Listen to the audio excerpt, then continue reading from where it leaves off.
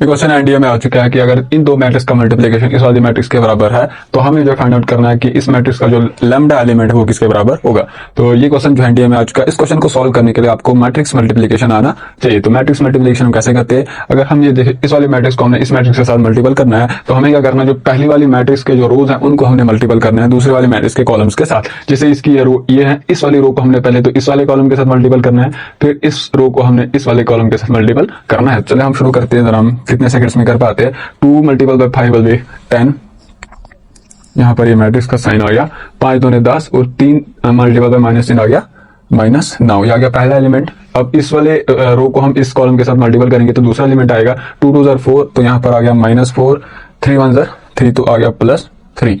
अब तीसरा एलिमेंट क्या आएगा, इस वाली रो को हम इस कॉलम के साथ मल्टीपल करेंगे, 5 चौके 20 20, 1 मल्टीपल बाई -3 हो गया -3, plus multiple bye minus is minus, तो यहाँ पर आ गया 3। आ गया तीसरा एलिमेंट। अब इस रो को हमने इस कॉलम के साथ मल्टीपल करना है, 4 दूने 8 तो आ गया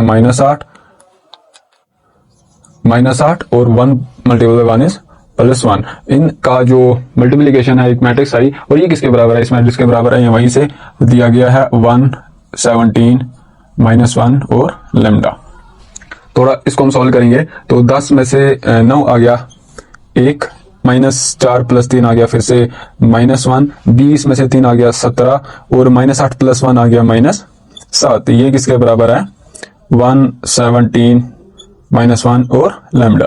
अब ये दो मैट्रिसेस जो है वो बराबर है तो इनका जो कॉरस्पॉन्डिंग एलिमेंट है वो भी बराबर होगा। मतलब पहला एलिमेंट इसका बराबर होगा, दूसरा एलिमेंट दूसरे वाले एलिमेंट इसका, दूसरा एलिमेंट इस वाले मैट्रिक्स के दूसरे एलिमेंट के बराबर होगा। इसका मतलब 17 यहाँ पर 17 के बराबर है और -7 जो है इस लैम्डा के बराबर होगा। सिंपलाइज जो लैम्डा हमें फाइंड आउट करना था वो -7 के बराबर आ रहा है, तो हमारा जो करेक्ट ऑप्शन है वो ऑप्शन बी होगा।